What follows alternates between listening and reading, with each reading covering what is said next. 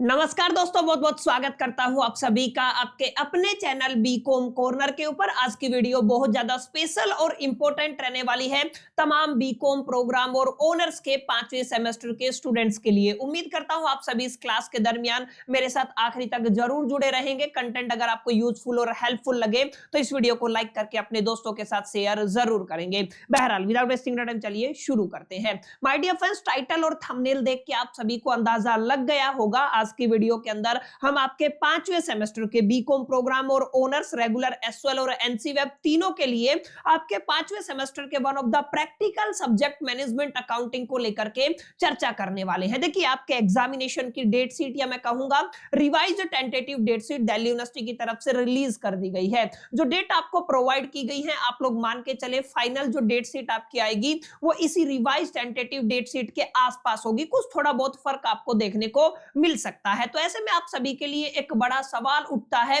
कि एग्जैक्टली आप लोग अपने इस पेपर के लिए, इस सब्जेक्ट के लिए तैयारी कैसे करें, किस तरीके से आपको थ्योरी को पढ़ना है, किस तरीके से आपको प्रैक्टिकल क्वेश्चंस को अप्रोच करना है। और क्योंकि आपके एग्जामिनेशन के अंदर करीब करीब केवल और केवल 1 मंथ बाकी है, तो इस 30 दिन के अंदर अपने आप में सिलेबस पूरा करना, तमाम इंपॉर्टेंट क्वेश्चंस को डिस्कशन करना, प्रैक्टिस क्वेश्चन करना, ये अपने आप में एक बड़ा चैलेंज हो जाता है। तो इन्हीं तमाम चीजों का सॉल्यूशन मैं आज की वीडियो के अंदर आप सभी को बताने वाला हूं। और आज की वीडियो के अंदर हम एक नया इनिशिएटिव शुरू कर रहे हैं। आपका मैनेजमेंट अकाउंटिंग नाम का सब्जेक्ट है या मैनेजमेंट अकाउंटिंग सब्जेक्ट है, मैनेजमेंट अकाउंटिंग की यूनिट वाइज एग्जैक्टली मैं आपको 10 से 15 क्वेश्चन शेयर करूंगा, जिनको अगर आप लोग तैयार कर लेते हैं, पहले हम थ्योरी की बात करेंगे फिर प्रैक्टिकल क्वेश्चन की बात करेंगे, जिनको अगर आप लोग तैयार कर लेते हैं तो इन क्वेश्चन के अंदर से ही आपके फाइनल एग्जामिनेशन में जो क्वेश्चन रिपीट होने की प्रोबेबिलिटी, चांसेस, संभावना बहुत ज्यादा रहने वाली है। तो ये वाला सेशन बहुत ज्यादा इंपॉर्टेंट रहेगा। इससे आगे आने वाली क्लासेस आप सभी के लिए इंपॉर्टेंट रहने वाली है। एक छोटी सी इंपॉर्टेंट बात, और जो रिवाइज टेंटेटिव डेट शीट है उसके अकॉर्डिंग आपके मैनेजमेंट अकाउंटिंग का पेपर बीकॉम प्रोग्राम और ऑनर्स दोनों के अंदर अगर आप लोग प्रोग्राम की बात करते हैं तो 18 दिसंबर को आपका पेपर होगा, और अगर आप लोग ऑनर्स रेगुलर की बात करते हैं तो भी आपका पेपर 18 दिसंबर को होगा। लेकिन अगर आप लोग एसएल के स्टूडेंट है ऑनर्स के अंदर, तो ये पेपर आपका 17 जनवरी को रहने वाला है। यानी मोटा माटा जो एसएल वाले बच्चे हैं उनके पास थोड़ा एक्स्ट्रा टाइम रहेगा as compared to the programme, और जो रेगुलर वाले बच्चे हैं, ऑनर्स वाले बच्चे, तो आप लोगों को थोड़ा सीरियस होकर पढ़ने की जरूरत है, क्योंकि एसएल वाले बच्चों को तो समय मिल जाएगा, आपको समय बहुत कम मिलेगा। अब देखिए, जो मैनेजमेंट अकाउंटिंग नाम का सब्जेक्ट है इसको थोड़ा सा इवैल्यूएट करने की कोशिश करते हैं, अंडरस्टैंड करने की कोशिश करते हैं, समझने की कोशिश करते हैं। देखिए, ये जो मैं नया इनिशिएटिव ले रहा हूं या फिर ये जो नई नई वीडियोस मैं आप सभी के लिए लेके आऊंगा, इसमें क्या होगा, देखिए सबसे पहले हम इस चैप्टर की या इस सब्जेक्ट की आपकी थ्योरी को कवर करने वाले हैं। प्रैक्टिकली 1 महीने में पॉसिबल नहीं होता है ग्रेजुएशन लेवल के सब्जेक्ट के लिए, और स्पेसिफिकली वो भी लास्ट ईयर के, कि आप लोग 1 महीने में सारे कॉन्सेप्ट को अंडरस्टैंड करें, सारे थ्योरी क्वेश्चन को अंडरस्टैंड कर ले, थ्योरी को भी कंज्यूम कर ले, प्रैक्टिकल क्वेश्चन भी प्रैक्टिस कर ले।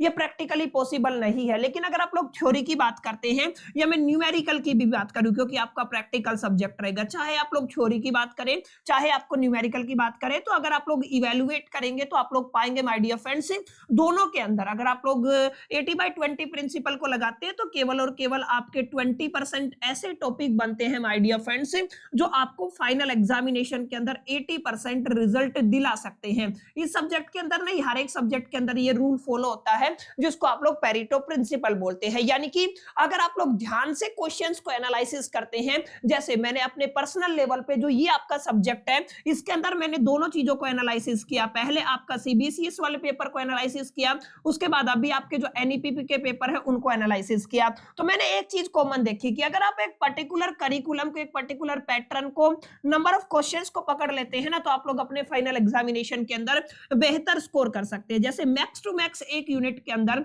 अगर मैं थ्योरी की बात करता हूं तो करीब करीब 10 से और 12 क्वेश्चन बनते हैं, जिनको अगर आप लोग एक बार गो थ्रू कर लेते हैं तो फाइनल एग्जामिनेशन के अंदर इन्हीं के अंदर से क्वेश्चन आने की संभावना, प्रोबेबिलिटी, चांसेस बहुत ज्यादा रहते हैं। तो पहले हम लोग क्या करने वाले हैं, पहले हम लोग आपकी थ्योरी पर फोकस करेंगे कंप्लीट यूनिट वाइज। ध्यान रखिएगा, हर एक यूनिट वाइज हम लोग बात करेंगे। जैसे पहली यूनिट आएगी, फिर सेकंड आएगी, फिर थर्ड आएगी, फिर फोर्थ आएगी और फिफ्थ आएगी। पांचों यूनिट के अंदर से एग्जैक्टली जो इंपॉर्टेंट क्वेश्चन बनते हैं थ्योरी के प्रोस्पेक्टिव से, वो सारे क्वेश्चन मैं इस वीडियो के अंदर आपकी जो नंबर ऑफ वीडियोस आएंगी, नंबर 1, नंबर 2, नंबर 3, उसके अंदर कवर करा दूंगा। उसके बाद हम लोग बात करने वाले हैं न्यूमेरिकल न्यूमेरिकल के ऊपर। क्लियर है, इस चीज को भी आपको थोड़ा ध्यान में देना है। काफी बच्चों की शिकायत है, आज मैं कमेंट पढ़ रहा था क्योंकि काफी टाइम से मेरा शेड्यूल है वो थोड़ा बिजी चल रहा था।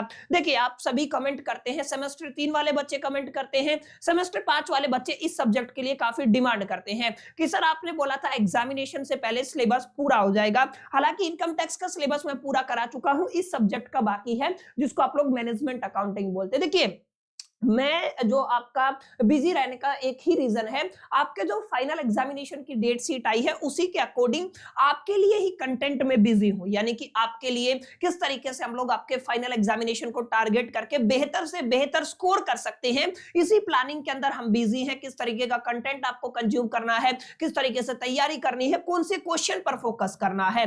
आप जो भी सूटेबल स्टेप होगा मैं वो आप सभी के लिए लेके आऊंगा, जो भी सूटेबल चीजें होंगी, जो भी सूटेबल कंटेंट होगा आप सभी को प्रोवाइड कर दिया जाएगा। बोला है आपको मैनेजमेंट अकाउंटिंग का पूरा सिलेबस भी चैनल के ऊपर मिलेगा, तो इसका मतलब है चैनल के ऊपर आपको पूरा सिलेबस मिलेगा। इसके अलावा जो ये सीरीज है आपको टाइम टू टाइम वीडियोस मिलती रहेंगी जहां पर हम लोग तमाम इंपॉर्टेंट क्वेश्चंस भी डिस्कस करते रहेंगे। जैसे पहला चैप्टर मैंने आपको पढ़ा दिया, पहली यूनिट में करा चुका हूं, तो पहली यूनिट के अंदर से आज की वीडियो के अंदर जितने भी इंपॉर्टेंट क्वेश्चन आएंगे, यानी कि करीब 8 से 10 क्वेश्चन बनेंगे, मैं वो आपको सारे नोट करा दूंगा ताकि आप लोग इन क्वेश्चंस को प्रैक्टिस करके, मेमोराइज करके, याद करके, लर्न करके, अंडरस्टैंड करके अपने फाइनल एग्जामिनेशन के अंदर फोड़ के आ सके। तो उम्मीद करता हूं आप लोग उस साइड से फ्री हो जाएंगे, आपको हेडेक लेने की जरूरत नहीं है।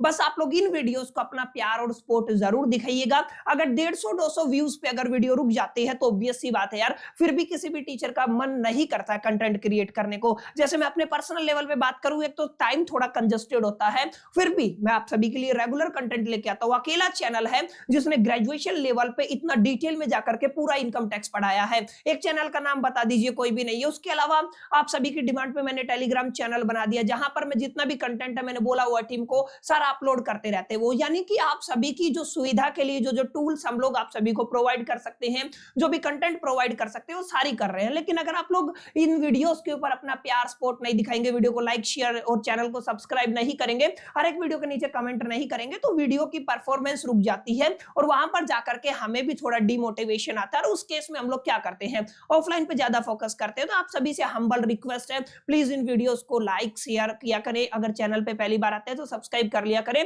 और वीडियो के नीचे कमेंट जरूर किया करें। अगर आपको कोई कमी लगती है तो उसके लिए भी आप लोग बोल सकते हैं। अगर आपको जो सेशन अच्छा लगता है तो अप्रिशिएट कर सकते हैं। ये छोटा सा आप सभी की तरफ से सहयोग और हेल्प हो सकती है ताकि हम लोग और रेगुलर बेसिस पे जल्दी आप सभी के लिए कंटेंट लेके आ सके। एक मोटिवेशन फैक्टर बस, बाकी और कोई बात नहीं है। बहरहाल अब देखिए मैंने बता दिया हम लोग क्या करने वाले हैं। पहले थ्योरी के अंदर जितनी भी यूनिट है तमाम यूनिट्स के इंपॉर्टेंट क्वेश्चन डिस्कस करेंगे, उसके बाद न्यूमेरिकल भी मैं आप सभी के लिए लेके आऊंगा। अब देखिए यहाँ पे अगर आप लोग फोकस करते हैं, मैंने क्या लिखा हुआ, मैनेजमेंट अकाउंटिंग और इंपॉर्टेंट थ्योरी क्वेश्चन है। हम आज यूनिट 1 की चर्चा करने वाले हैं, या आप लोग कह सकते हैं सर हम आज पहले चैप्टर की चर्चा करने वाले हैं। Nature and scope of management accounting के अंदर से मैं आपको एक मोटा रफ आइडिया दे देता हूं। आप लोग करीब 8 क्वेश्चन अगर प्रैक्टिस कर लेते, बहुत छोटे क्वेश्चन है, तो 8 क्वेश्चन के बिहा पे आप लोग अपने फाइनल एग्जामिनेशन के अंदर फोड़ के आ सकते हैं। पहले चैप्टर से थ्योरी क्वेश्चन आएगा, पहली यूनिट से थ्योरी क्वेश्चन आएगा,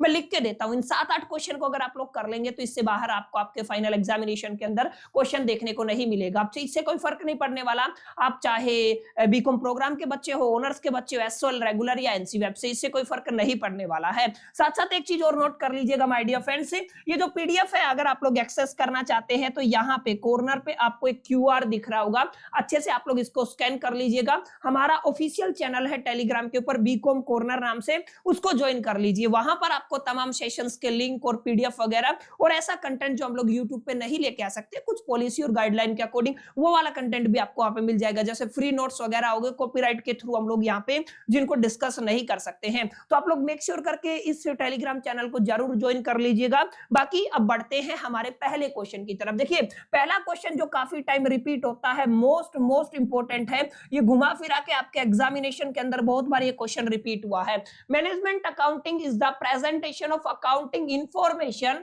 इन such a way as to assist the management in the creation of the policy and in day to day operations of an undertaking. ये क्या कह रहा है कि मैनेजमेंट अकाउंटिंग अपने आप में क्या होता है कि यहाँ पे आप लोग प्रेजेंटेशन करते हैं इंफॉर्मेशन का, कुछ इस तरीके से कि आप लोग मैनेजमेंट को असिस्ट कर पाए, कहां के मैनेजमेंट को, कि आप लोग पॉलिसी को क्रिएट कर पाए और जो डे टू डे ऑपरेशन है उनको असिस्ट कर पाए। ठीक है, इसके ऊपर आपको कमेंट करना है। काफी बेहतरीन, और मैं फिर कहूंगा ये आपका मोस्ट एक्सपेक्टेड क्वेश्चन है, तो मोस्ट इंपॉर्टेंट क्वेश्चन है, तो प्लीज इसको इग्नोर ना कीजिएगा, इसको अच्छे से तैयार कर लीजिएगा। ठीक है, ये वाला सवाल अक्सर एग्जामिनेशन के अंदर आता है। ठीक है, मैं फिर बता रहा हूं, यहां से नेचर एंड स्कोप से करीब करीब 8 से 10 क्वेश्चन ही बनेंगे मैक्स टू मैक्स, जिनको अगर आप लोग तैयार कर लेंगे तो डेट्स इट, मामला सेट हो जाएगा। अब अपने अगले क्वेश्चन की तरफ बढ़ते हैं। तो पहला क्वेश्चन था। दूसरा क्वेश्चन माय डियर फ्रेंड्स यहाँ पे क्या रहने वाला है, देखिए यहाँ पे अगर आप लोग ध्यान देंगे तो दूसरा क्वेश्चन यहाँ पे है। दूसरा क्वेश्चन क्या है, how does the management accounting, यानी कि यहाँ पे आपके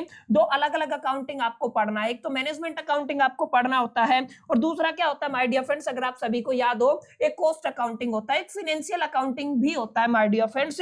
तो तीनों अकाउंटिंग के बीच में आपको डिफरेंस पता होना चाहिए, वो डिटेल में जाकर के। ये भी काफी इंपॉर्टेंट और रिपीटेड सवाल है, तो इसको भी आप लोग इंपॉर्टेंट मार्क कर लीजिएगा और इसको जरूर कीजिएगा। यानी कि आपको पढ़ना है मैनेजमेंट अकाउंटिंग क्या होता है, कॉस्ट अकाउंटिंग क्या होता है, और फाइनेंशियल अकाउंटिंग क्या होता है। कॉस्ट अकाउंटिंग आई थिंक आप लोग सेमेस्टर 4 में पढ़ के आ चुके हो डिटेल में जाकर के, और जो फाइनेंशियल अकाउंटिंग है ये तो आपको आते ही सेमेस्टर 1 के अंदर पढ़ा दिया गया था।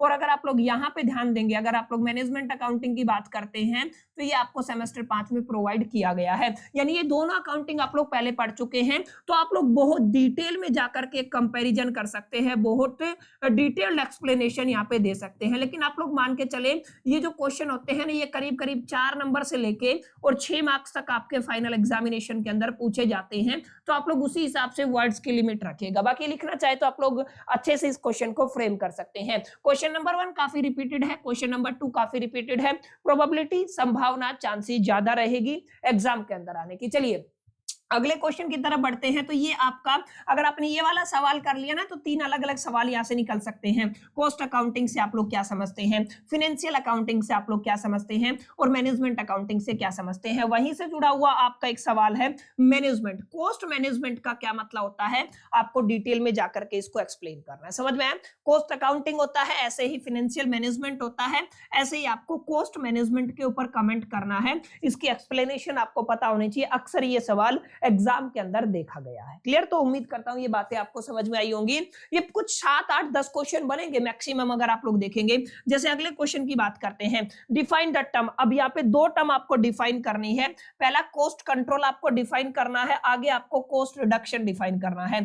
दोनों अहम टर्मिनोलॉजी है एग्जामिनेशन के पॉइंट ऑफ व्यू से भी, और अक्सर यहाँ से ये वाला सवाल रिपीट होता है। आगे बताना है ये दोनों चीजें एक दूसरे से किस तरीके से डिफर करती है और कौन सी सुपीरियर है। देखिए अगर आपने डिटेल में पढ़ा होगा तभी आप लोग इसको एक्सप्लेन कर पाएंगे। समझ में आया क्वेश्चन क्या है, कॉस्ट कंट्रोल क्या होता है, कॉस्ट रिडक्शन क्या होता है, दोनों के बीच में क्या फर्क होता है, डिटेल में एक्सप्लेनेशन देना है, अलोंग विद बताना है कौन सा सुपीरियर है, ठीक है ना, उसके कौन सा इंफीरियर है, उसके बाद आपको एक्सप्लेनेशन देना है। समझ में आया, काफी रिपीटेड सवाल है। क्वेश्चन नंबर 4 नोट कर लीजिएगा। आगे चलते हैं, क्वेश्चन नंबर 5 काफी अहम है, आपको बताना प्रोडक्ट डिजाइन, जो भी आपका प्रोडक्ट डिजाइन है वो प्रोवाइड करता है greatest scope for the cost reduction. काफी इंपॉर्टेंट सवाल है, माने यहाँ पे दोनों के बीच में रिलेशन पता होना चाहिए, किस तरीके से प्रोडक्ट डिजाइन प्रोवाइड करता है स्कोप किसके लिए, जो आपका कॉस्ट रिडक्शन है उसके लिए। आपको इसके ऊपर डिस्कस करना है, एक्सप्लेनेशन देनी है, चर्चा करनी है। यानी कि यहाँ पे आपको एक तो प्रोडक्ट डिजाइन को डिटेल में पढ़ लेना है कि एग्जैक्टली प्रोडक्ट डिजाइन किस तरीके से काम करता है, क्या क्या चीजें आपको यहाँ पे मालूमात आनी होनी चाहिए, ठीक है ना। अगर आप लोग प्रोडक्ट डिजाइन पढ़ लेते हैं, उसके बाद आपको प्रोडक्ट डिजाइन का रिलेशन पढ़ना है कॉस्ट रिडक्शन के साथ, कि एग्जैक्टली जो प्रोडक्ट डिजाइन आप लोग करते हैं या जो भी एक्सपर्ट करता है, प्रोफेशनल करता है, इन दोनों के बीच में एग्जैक्टली रिलेशन क्या होता है, कैसे ये चीजें स्टेबलाइज होती हैं और किस तरीके से एक दूसरे को ये इंपैक्ट करती हैं, इस मुद्दे पर भी आपको चर्चा कर लेनी है। अगले क्वेश्चन की तरफ बढ़ते हैं। अगला क्वेश्चन नंबर 6 रहेगा, an item of the cost that is direct for the one business. ध्यान से देखिएगा, ऐसे आइटम का डिस्कशन करना है जो एक बिजनेस के लिए माय डियर फ्रेंड्स आपका डायरेक्ट रहे रहेगा और दूसरे बिजनेस के लिए माय डियर फ्रेंड्स वो किसकी तरह बिहेव करेगा, इनडायरेक्ट की तरह करेगा। इसके कुछ सूटेबल एग्जांपल्स आपको देने हैं और डिटेल में एक्सप्लेनेशन देनी है। काफी अहम सवाल है, नोट कर लीजिएगा, काफी इंपॉर्टेंट क्वेश्चन है, ठीक है। ये भी काफी बार रिपीट हुआ है। अगला क्वेश्चन अगर आप लोग ध्यान से देखेंगे तो क्वेश्चन नंबर 7 है, reducing cost is an imperative of an emerging competitive environment discuss करना है। यानी कि पूरा का पूरा किस पे बेस्ड है ये। अगर आपने रिडक्शन कॉस्ट वाला अगर आपने आर्टिकल पढ़ लिया ना, वहां पे डिटेल में जाकर के इसकी मालूमात हासिल कर ली, तो आप लोग इन तमाम क्वेश्चंस के जवाब दे पाएंगे। तो माय डियर फ्रेंड्स ये कुछ क्वेश्चन थे जिनके एग्जामिनेशन में आने की प्रोबेबिलिटी, संभावना, चांसेस बहुत ज्यादा रहने वाली है। हमने क्या बात की है, हमने आपकी पहली यूनिट की बात की है। सर हम बात कर रहे हैं नेचर एंड स्कोप ऑफ, किसकी बात कर रहे हैं हम, मैनेजमेंट अकाउंटिंग की बात कर रहे हैं, ठीक है। तो मैं यहाँ पे लिख देता हूं nature and scope of the management accounting. मैंने आपकी सिरदर्दी काफी हद तक कम कर दी है। आपको सब कुछ पढ़ने की जरूरत नहीं है माय डियर फ्रेंड्स, केवल कुछ क्वेश्चन है जिनमें काफी क्वेश्चन आपके रिपीट भी हुए हैं। अगर आप लोग थ्योरी प्रोस्पेक्टिव से बात करते हैं तो थ्योरी के अंदर आपको केवल और केवल ये ओनली 7 क्वेश्चन अटेम्प्ट करने हैं, ठीक है। अगर आप लोग इनको तैयार कर लेते हैं तो मैं गारंटी लिख के दे सकता हूं थ्योरी के लिए आपको कुछ और पढ़ने की जरूरत नहीं पड़ेगी। यहां से आप लोग जरूर इसको डाउनलोड कर सकते हैं। तो माय डियर फ्रेंड्स सबसे पहले हमने यूनिट 1 की बात की है, चैप्टर 1 की बात की है, जहां पर हम लोगों ने डिटेल में जाकर के तमाम 7 क्वेश्चन को देख लिया है। अब काफी बच्चों के ये सवाल रहेगा कि सर ये क्वेश्चन आपने जो बताए हैं ना डायरेक्टली हमें कहां से मिलेंगे, इनके आंसर की भी तो बात कर लीजिए। माय डियर फ्रेंड्स अगर आपको आंसर मिलते हैं तो वेल एंड गुड है, वरना आपका भाई आपकी हेल्प करने के लिए बैठा हुआ है। आपको कमेंट करना है, ठीक है, आपको कमेंट करना है कि ये जो आपको वीडियोस प्रोवाइड की जा रही है जहां पर हम लोग क्वेश्चन डिस्कस कर रहे हैं, अगर आपको इनके आंसर नहीं मिलते हैं एग्जैक्टली एग्जाम के अंदर किस तरीके से क्वेश्चन को अटेम्प्ट करके आंसर को फ्रेम करना है और आंसर कहां से लेके है, मैं आंसर भी आपको प्रोवाइड कर दूंगा, एक डिटेल सेशन प्रोवाइड कर दूंगा। और बताओ अगर आप लोग चाहते हैं तो कमेंट कीजिएगा। वीडियो के नीचे अगर केवल 50 कमेंट आ जाते हैं तो डेफिनेटली मैं आपकी जो जो एक तरीके से रिक्वायरमेंट्स रहेगी उन हिसाब से बैक टू बैक सेशन लेके आने के लिए भी तैयार हूं। But is completely depending upon you कि आप लोग किस तरीके से इन सेशंस को कितना सीरियसली लेके चलते हैं। बहरहाल केवल 7 क्वेश्चन है माय डियर फ्रेंड्स। कितने क्वेश्चन है, केवल 7 क्वेश्चन है। इनको तैयार कीजिए और अपने फाइनल एग्जामिनेशन के अंदर फोड़ के आइए। इससे बाहर आपको कुछ पढ़ने की जरूरत नहीं है। और वैसे ये सारे क्वेश्चन मैंने अपने सेशंस के अंदर जो पहला चैप्टर मैंने आपको पढ़ाया था वहां पे डिटेल में एक तरीके से आपका कवर करा रखा है। बाकी मेरे को इतना लंबा सुनने के लिए, आखिरी तक सुनने के लिए, जितने भी लोग मेरे साथ आखिरी तक बने रहे, आप सभी का आखिरी तक बने रहने के लिए तहे दिल से शुक्रिया, थैंक यू, धन्यवाद। चलिए अगली वीडियो के अंदर मिलते हैं, जब तक के लिए मैं तो all the best, lucky plan.